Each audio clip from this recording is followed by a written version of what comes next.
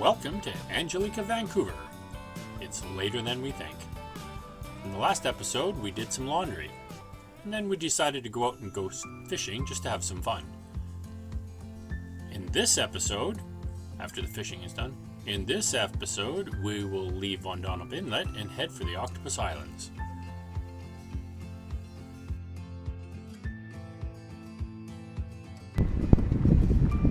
In that little bay is our friends on Gilligan.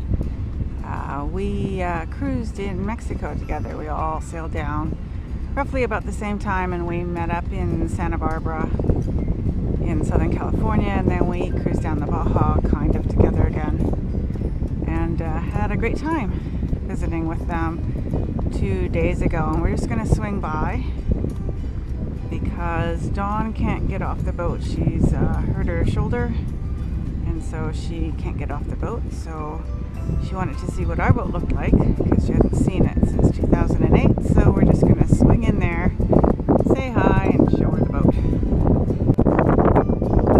Here's Dawn on the center cockpit, and she's either taking pictures or looking at us in the binoculars. But we're going to swing by and have a chit chat with Dawn. Rick has gone out fishing, as he always does. So that was Gilligan, our friends that we met in Mexico and haven't seen for, 7 years. Yeah? Yeah, we'll look for them. Okay, bye, Dawn. This is our route through Hole in the Wall down into the Octopus Islands Park. We're about a mile from the narrowest point of Hole in the Wall Rapids. There is a little anchorage behind us where there were 4 sailboats waiting out the rapids. We're also an hour early on slack water, and we decided to head through because it didn't look so bad. Once we passed the anchorage, all the bigger sailboats decided to pop out and follow us in because they figured, well, that little boat's going, it can't be that bad. Yeah, we're entering on the east side of Hole in the Wall Rapids, heading west to the Octopus Islands. As Jackie mentioned, we're about an hour early, so the tide is still running about 2 knots into our face. If you were here at maximum, it's running about 10 to 12 knots. You'd see about 1 meter overfalls and 20 meter wide whirlpools, which have been known to suck down small boats. So you definitely want to hit this at slack water.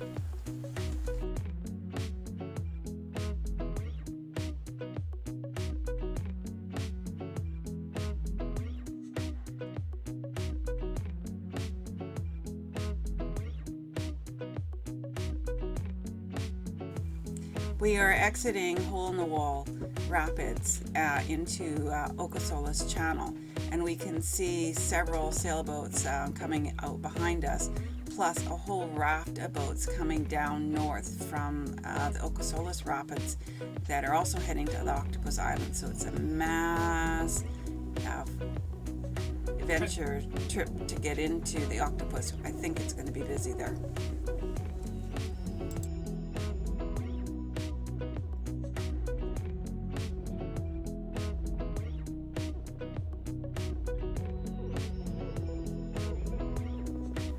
After exiting Hole in the Wall Rapids, we could see a flotilla of 3 very large American powerboats heading down Octopus Channel from the north, also heading to the Octopus Islands. The first of that flotilla contacted us on the radio and told us to precede him through the narrow channel into the Octopus Islands, which was very nice because all of the Canadian sailboats that raced past us through the entrance of the Hole in the Wall didn't give us that opportunity.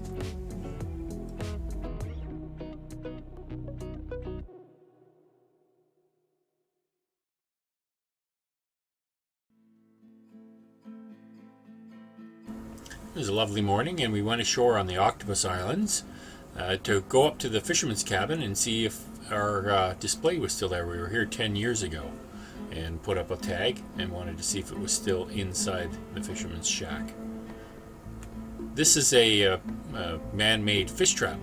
Somebody spent a lot of time piling a whole bunch of rocks up here so that when the tide comes in, fish go over the weir and then when the tide goes out, they get stuck inside and you can wade in and get the fish. Sounds like a lot of work for a fish for me. Angelique is anchored out around the corner. You can actually see it from this viewpoint, but she's out there somewhere.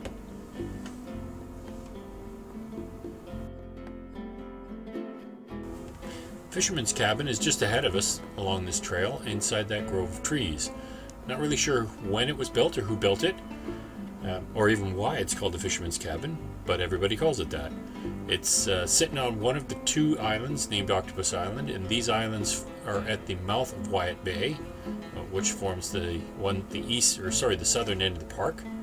That's Wyatt Bay out there. Wyatt Bay is actually really quite large, beautiful anchorage, lots of good holding. You could put a ton of boats in there. And yeah, it was hot. There's actually probably about 50 boats in there when we anchored. Yeah, it was 50. very busy. But you couldn't tell because they're scattered all over a very large area. And there's the cabin. As Mike said, we were here about 10 years ago, and when we anchored here 10 years ago, there was maybe 3 boats. A lot has changed in 10 years, but the cabin remains the same. So like some cabins or some waypoints that you see in different parts of the world, this is one where, for unknown reasons, people have started leaving little boat names and mementos here to mark their passage, and over the years it has just filled up. This has filled up a lot, and what we're doing is we're spending some time in here trying to find the marker that we left 10 years ago.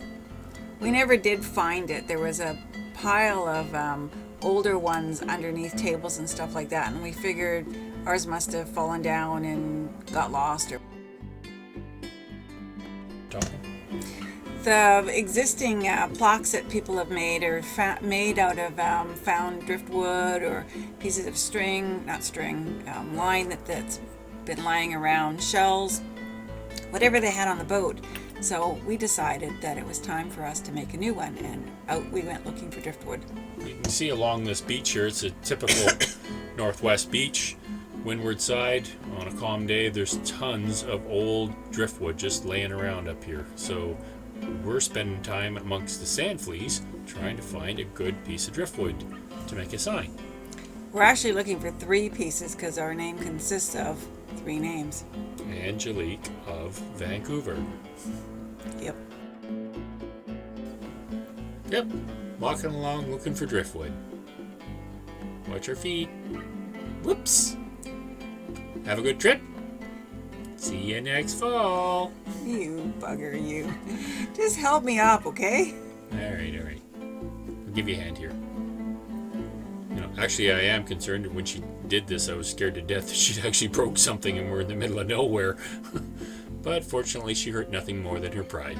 Yeah, pride's a big thing. Yeah, and of course we had to show it for posterity. We've shown you guys. Ha. Yeah, well, they don't call me Tippy for nothing. Too true.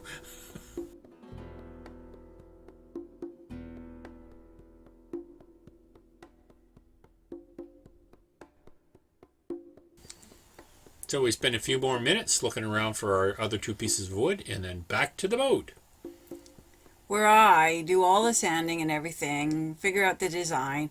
These are shells that I collected on various beaches in Mexico, and some coral. And then we go back to the Fisherman's Cabin so that we can lacquer it. Yep, spray a little bit of lacquer here. Then spend a good part of the afternoon trying to find some decent line that's washed ashore to actually string this thing up with. And figure out where we want to hang it within the cabin, because there's a lot in there and not very many good spots left. Yep. And of course, when she finally does find a place, which you'll see, it has to be the most awkward place in the world to get to. Yeah. He has to climb up on a beam in order to get it. And there's nothing to use for ladders, so we jury-rigged some tables together, and he climbed up and managed to get this line on one of the rafters. Yeah, if workman's compensation had seen me, or health and safety, they'd be definitely throwing my butt in jail. But there she is, already hanging up. There's, like I said, there's some shells that I collected on the beaches of Mexico and Hawaii. There's some coral there, and there's coral beads that I had on the boat. So there you are, your creation. Yay. It's pretty good. I like it. Hopefully it'll be here when we come back in several years to come. Yep, looks Maybe. nice. Maybe. I like it. Angelique of Vancouver was here. Of course it's going to spin. It's going to spin in the wind. Spinning. I like it.